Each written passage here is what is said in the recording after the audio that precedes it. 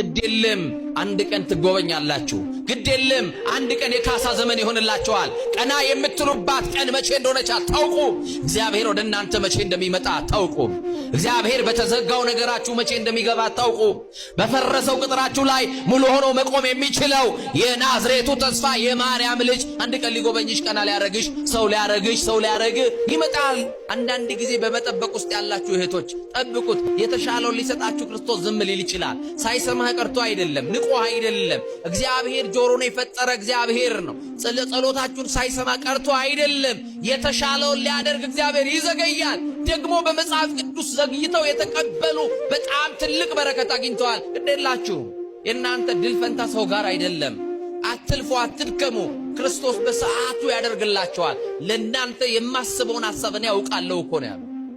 አንቺ እኮ ለራስሽ አታውቂም። አንተ እኮ ለራስህ አታውቅም። ለአንተ ግን የሚያውቅልህ ጌታ አለ። ስሙ ኢየሱስ ይባላል። የተሰበረ ልብ የሚጠግን እኮ ጌታ ነው።